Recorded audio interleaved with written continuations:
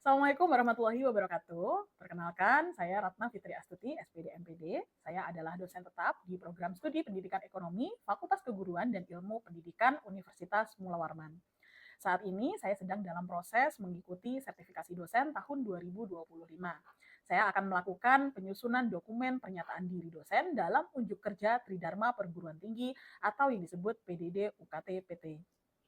Saya akan memaparkan salah satu mata kuliah yang saya ampu, yaitu profesi kependidikan, di mana mata kuliah profesi kependidikan adalah mata kuliah wajib yang harus ditempuh mahasiswa. Saya mengajar mata kuliah profesi kependidikan pada semester genap tahun 2024-2025 dengan bobot 3 SKS. Saya telah mengampu mata kuliah profesi kependidikan selama 5 tahun terakhir. Mata kuliah profesi kependidikan adalah mata kuliah yang membahas pengetahuan dan pemahaman tentang belajar dan pembelajaran agar sesuai dengan perkembangan proses dari peserta didik sehingga pendidikan dapat dilaksanakan secara optimal.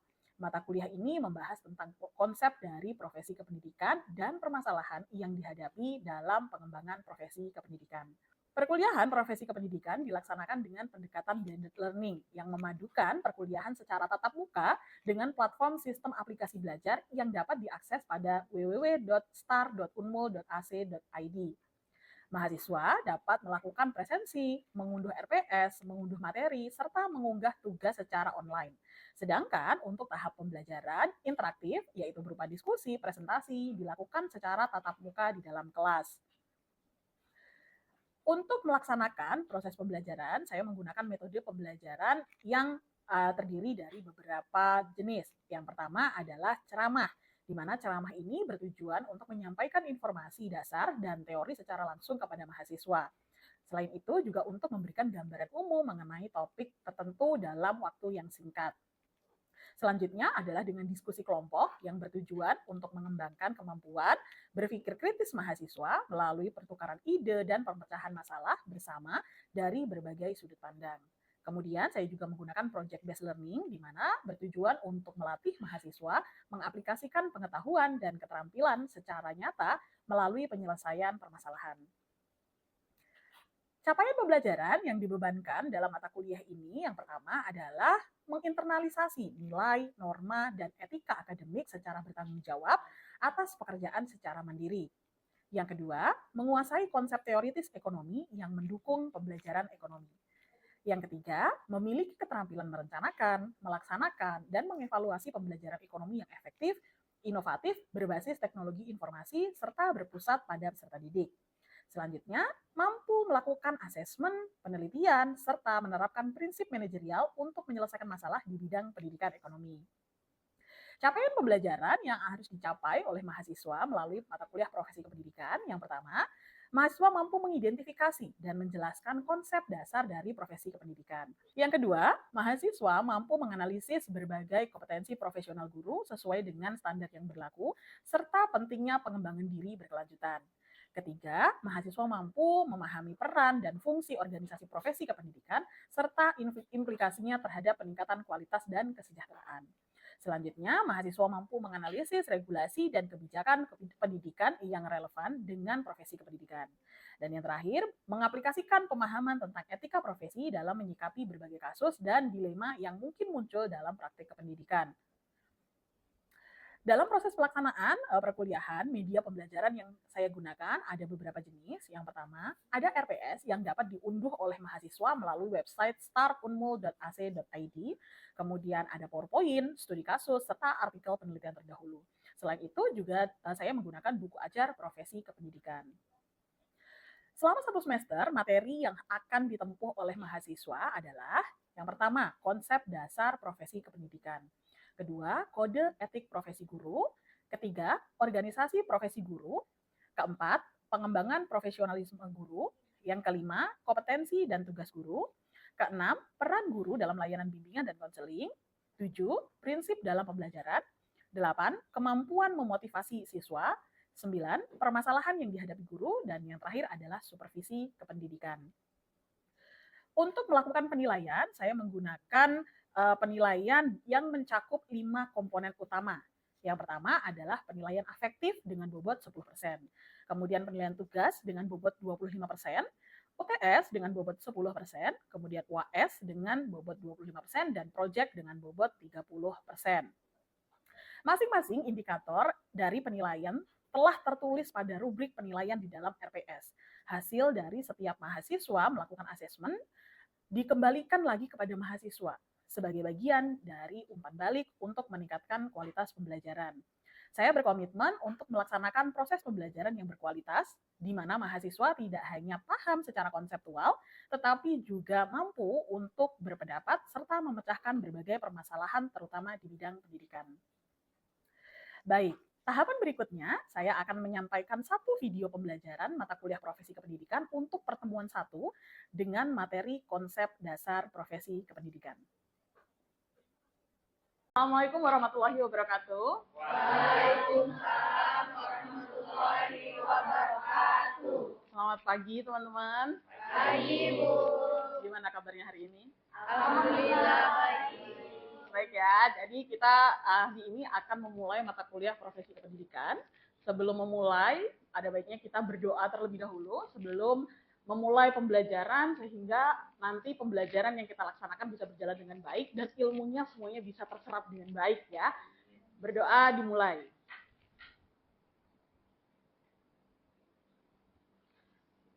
Berdoa selesai. Oke, teman-teman, saya sudah buka startnya. Silakan teman-teman untuk isi presensi dulu untuk memastikan kehadiran teman-teman di mata kuliah hari ini. Silakan dicek startnya dan diisi presensinya.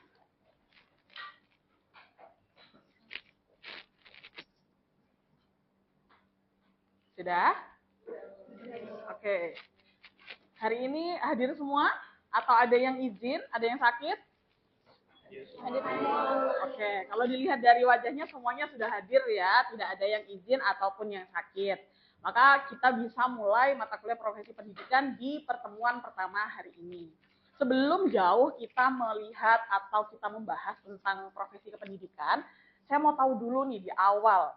Teman-teman ada yang kepikiran nggak apa itu profesi kependidikan dan apa sih pentingnya kita ini belajar profesi kependidikan? Ada yang ingin menyampaikan pendapat? Saya, Bu. Oke, Dini, silahkan Dini. Menurut saya pentingnya belajar profesi kependidikan itu karena profesi kependidikan itu kan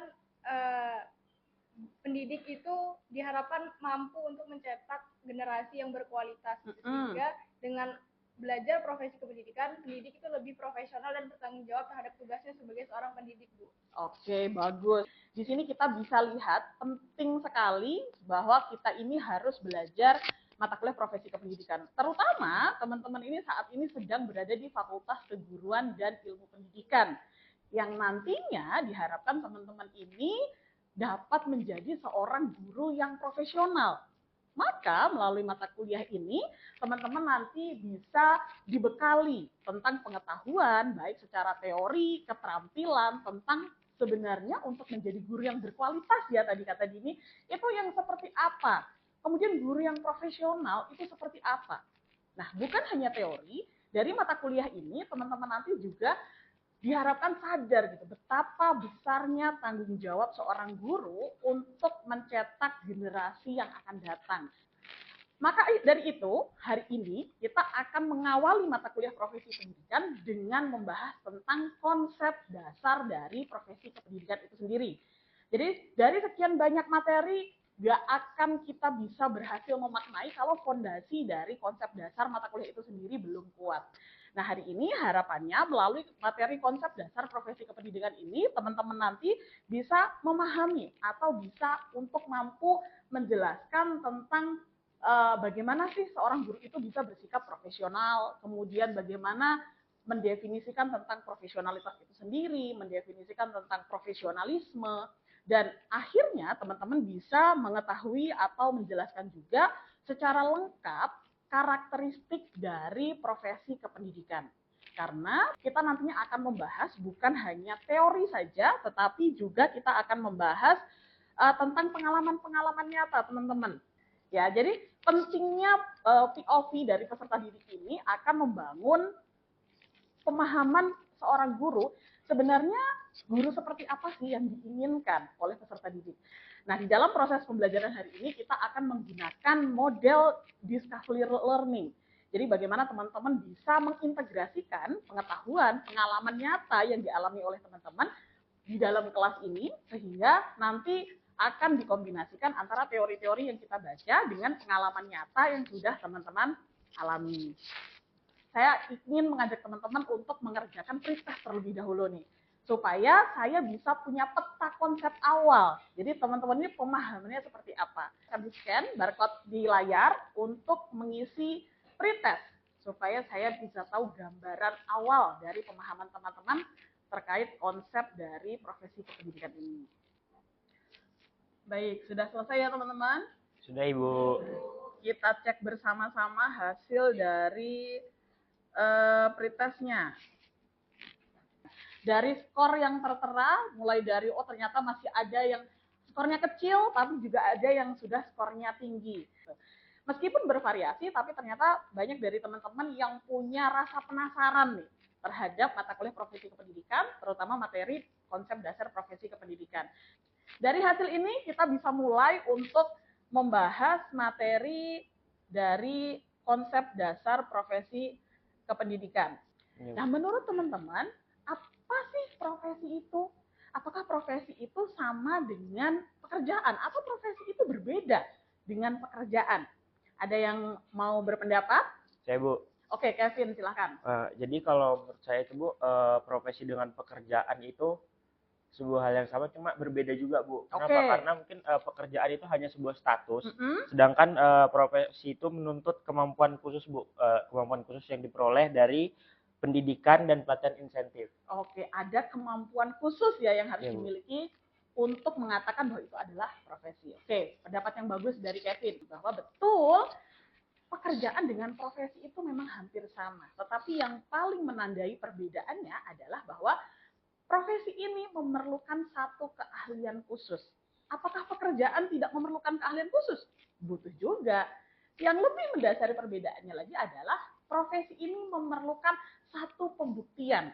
Bentuk dari pembuktian keahlian yang dimiliki. Bentuknya apa? Bisa sertifikat keahlian, bisa ijazah pendidikan berjenjang.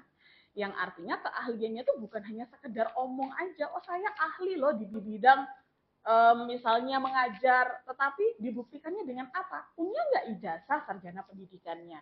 Punya nggak ijazah sertifikat kependidikannya? Punya nggak? Nah, ketika tidak punya, maka dia tidak bisa dikatakan sebagai seorang ahli di dalam profesi tersebut. Nah, profesi kependidikan, kalau kita sebut biasanya adalah guru. Sebagai seorang pendidik, guru ini adalah profesi yang di dalam pelaksanaan tugasnya harus mengemban dua sikap utama. Yang pertama adalah profesionalitas. Di mana profesionalitas ini adalah apa dan bagaimana atau seberapa baik Anda melakukan pekerjaannya. Selain profesionalitas terkait dengan apa dan seberapa baik Anda melakukan pekerjaan Anda, juga diperlukan sikap kedua, yaitu profesionalisme. Di mana profesionalisme ini adalah berkaitan dengan bagaimana caranya Anda melakukan pekerjaan Anda. Apakah Anda paham betul dengan konsep pekerjaan yang Anda lakukan? Apakah Anda paham betul tentang pengembangan profesi yang Anda emban? Jadi kalau tidak punya profesionalitas ataupun profesionalisme, ini akan mencederai dari profesi yang dipunya. Jadi Anda nanti ketika terjun di dunia kerja menjadi seorang guru, dua sikap ini betul-betul harus dikaji, harus didalami supaya Anda menjadi guru yang profesional. Sehingga profesi Anda memang betul-betul dinyatakan sebagai seorang ahli. Syarat minimalnya adalah Anda harus punya gelar SPD tadi. Di mana untuk mendapatkan gelar itu, kuliahnya minimal adalah 4 tahun. Nggak bisa, Kevin nih misalnya lulus SMK, tiba-tiba mau jadi guru. Nggak bisa. Untuk Anda dikatakan sebagai seorang profesional, guru yang profesional, maka Anda harus mendapatkan gelar SPD yang dapat ditempuh minimal 4 tahun. Apakah berhenti di situ aja? Cukup nggak bahwa Anda sudah punya SPD nih? Cukup nggak di situ saja? Tidak. ternyata guru itu harus menempuh profesi yang betul-betul disiapkan, harus menempuh pendidikan profesi. Kalau kalian pernah dengar istilahnya adalah PPG. Jadi guru yang profesional harus mengikuti PPG untuk mendapatkan sertifikat pendidik. Yang berikutnya bahwa guru ini adalah jabatan yang melibatkan kegiatan intelektual. Nah, ini adalah salah satu karakteristik yang mungkin tidak dimiliki oleh profesi lain. Sama-sama seorang profesional, tetapi guru ini selalu melibatkan kegiatan intelektual di dalam proses kegiatan bekerjanya. Apa sih jabatan yang melibatkan kegiatan intelektual? Kita bisa contohkan seperti ini. Ada nggak guru yang bekerja mengandalkan kekuatan fisik? Ada nggak? Tidak ada. Ada nggak guru yang mengandalkan penampilan untuk bekerja? Tidak ada. Tetapi guru harus mengandalkan kemampuan berpikir kritis, guru harus mengandalkan kemampuan dalam penyampaian ilmu atau wawasan, guru harus mengandalkan keterampilan berkomunikasi dengan peserta didiknya. Nah, sehingga di sini bisa dikatakan karakteristik guru yang satu ini adalah karakteristik yang cukup kompleks. Bahwa guru harus melibatkan semua kegiatan intelektual di dalam melaksanakan pekerjaannya atau bidang pekerjaannya. Berikutnya, bahwa jabatan guru ini adalah jabatan yang memerlukan latihan dalam jabatan yang berkesinambungan. Ya, garis bawahi di sini adalah berkesinambungan. Oh, tadi guru nih sudah lulus S1. Sudah ikut PPG. Ternyata pertanyaannya, apakah cukup itu saja? Ternyata tidak, teman-teman. Jadi tidak cukup hanya Anda bergelar sarjana pendidikan, kemudian sudah ikut PPG, terus kalian akan jadi guru seumur hidup tanpa belajar lagi. Tidak bisa. Jadi seorang guru ini harus belajar sepanjang hayat. Jadi harus ikut pelatihan, harus ikut workshop, harus ikut seminar, atau bahkan dituntut untuk kenaikan jenjang pendidikan. Yang dari awalnya tadi S1 dituntut untuk S2. Dan yang sudah S2 bisa juga dituntut untuk S3. Jadi keilmuannya tidak boleh stuck di situ-situ aja. Harus belajar terus, dan terus. Jangan sampai nanti peserta didiknya punya wawasan yang bahkan lebih update dibandingkan gurunya sendiri. Ini kan berbahaya. Jadi guru harus belajar, dan terus belajar untuk memastikan bahwa ilmu yang dimilikinya terus berkembang mengikuti perkembangan zaman, perkembangan teknologi, perkembangan teori, dan lain sebagainya. Jadi sangat kompleks ya di sini bahwa ternyata profesi pendidik itu tidak hanya mengandalkan ijazah saja, tidak hanya mengandalkan PPG, tetapi harus belajar secara berkesinambungan melalui pelatihan, seminar, workshop, dan lain sebagainya. Selain itu, guru ini ternyata juga punya sifat kekeluargaan yang sangat baik. Dan ini diakui oleh semua profesi-profesi yang ada di Indonesia ini. Bahwa guru itu adalah jabatan yang memiliki organisasi profesi yang kuat dan terjalin erat. Banyak banget organisasi profesi yang sudah didirikan di Indonesia. Yang pertama, yang mungkin teman-teman sudah sering banget dengar adalah istilah PGRI. Pernah dengar?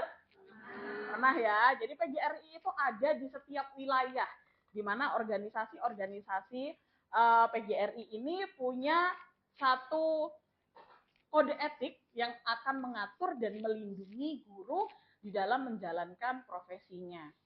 Selain PGRI, banyak banget kode etik, organisasi profesi yang ada di Indonesia. Paling sederhana dan paling mudah untuk dijangkau adalah ada istilahnya MGMP. MGMP ini adalah organisasi profesi yang menaungi guru-guru berdasarkan mata pelajaran yang sama. Jadi di setiap daerah itu ada MGMP ekonomi, ada MGMP biologi, ada MGMP bahasa Indonesia, dan seterusnya. Di mana MGMP ini menaungi semua guru-guru yang mata pelajarannya sama. Jadi kalau MGMP ekonomi ya isinya guru-guru ekonomi. MGMP Biologi ya isinya adalah guru-guru biologi.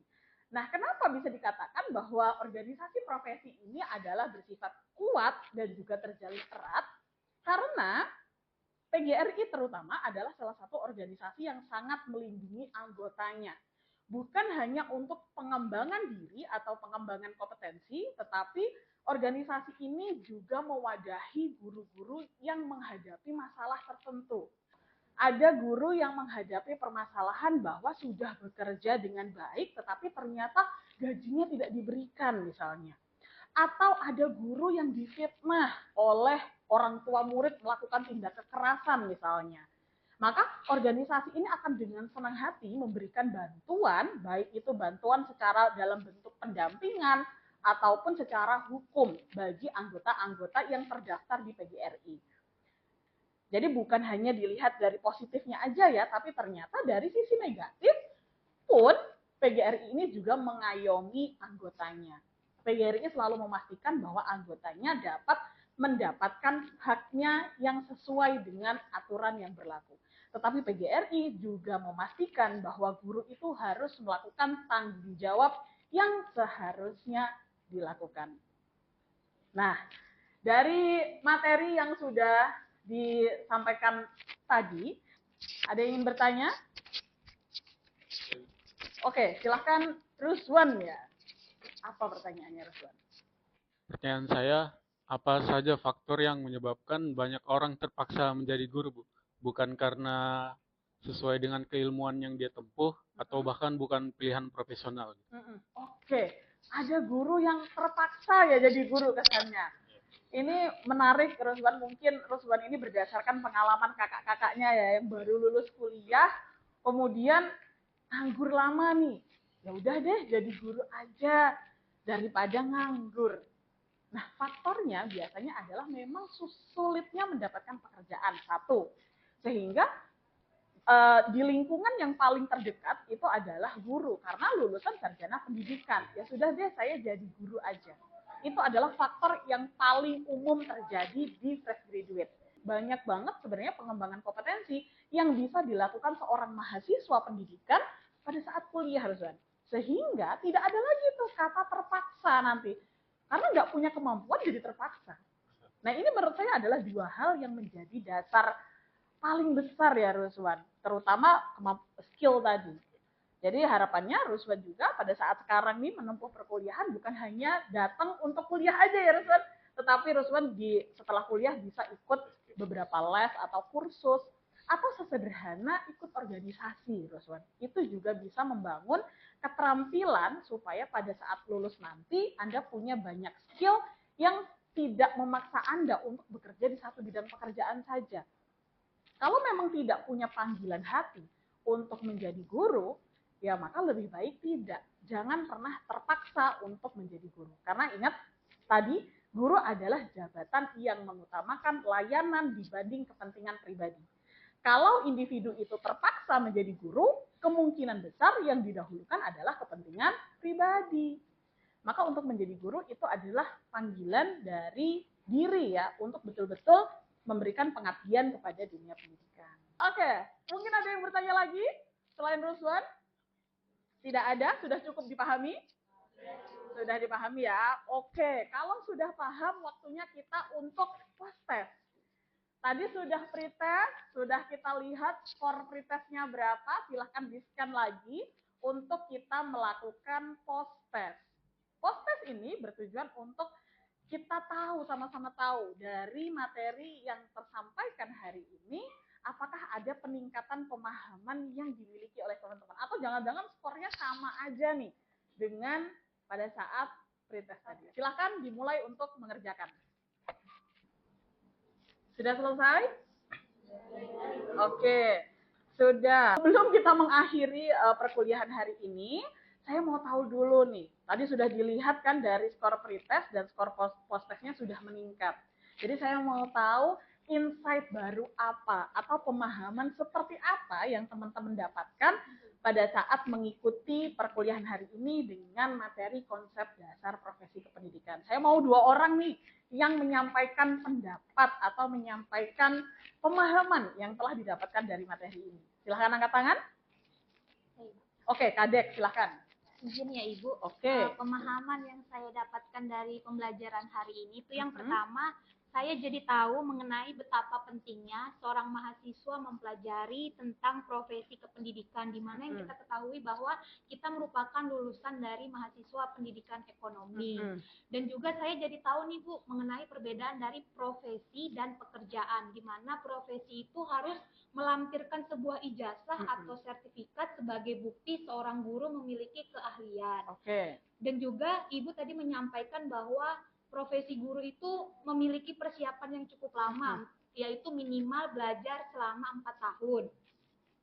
Dan juga kita kan sebagai lulusan pendidikan ekonomi, sebaiknya kita harus terjun ke dunia pendidikan nantinya di pelajaran ekonomi. Jangan linjur gitu. Betul. Karena kita sudah dibekali di awal tentang materi ekonomi. Oke. Dan yang terakhir, saya menarik sekali saat Ibu menyampaikan bahwa seorang guru merupakan profesi yang belajar sepanjang hayat. Saya setuju banget bahwa guru harus selalu belajar dan belajar. Oke, terima kasih Kadek. Lengkap sekali ya yang didapatkan sama Kadek dari materi awal sampai akhir.